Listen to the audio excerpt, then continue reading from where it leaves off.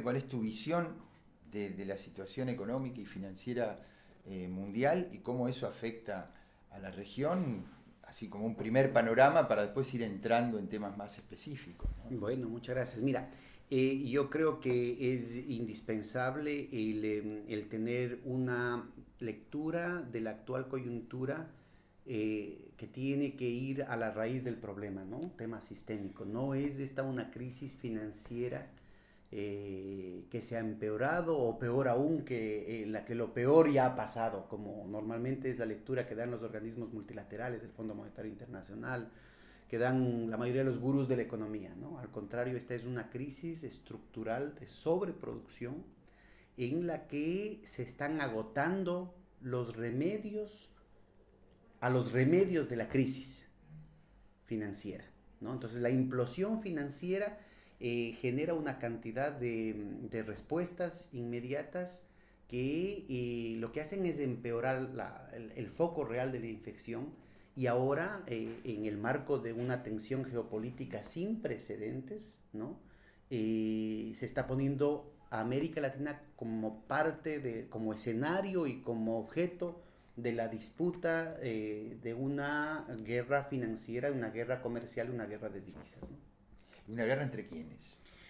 Aquí hay un problema en el que, por un lado, están presentes los viejos actores del Estado-Nación, ¿no? Como potencias imperiales, pero también están presentes distintas lógicas dentro del capital monopólico y del capital monopólico financiero que atraviesan a las geografías, ¿no? Entonces es importante ubicar esta situación contradictoria que en términos de los sujetos sociales de los actores plantean escenarios confusos.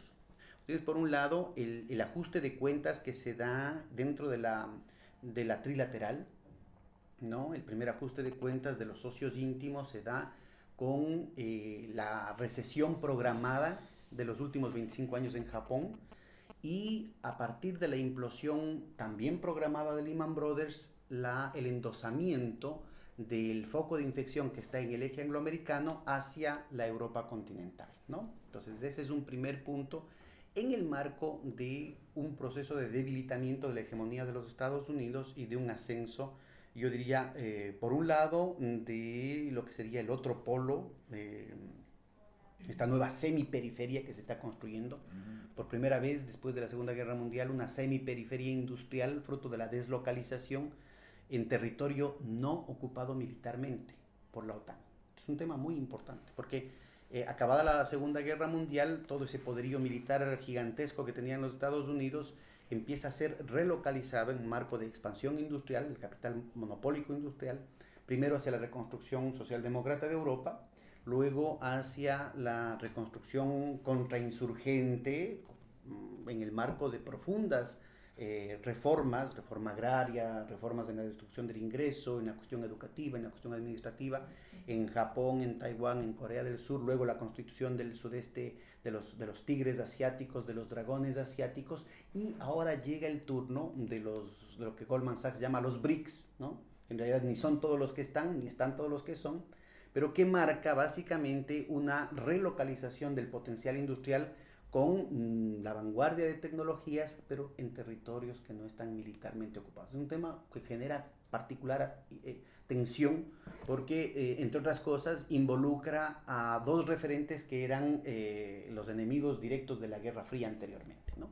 Pero por otro lado tienes el tema transversal que yo creo que es muy poco trabajado en las ciencias sociales, que es la diferenciación entre lo que sería el capital monopólico financiero a la Hilferding, digamos que está en la tradición sobre todo la economía crítica, en el propio Lenin, ¿no?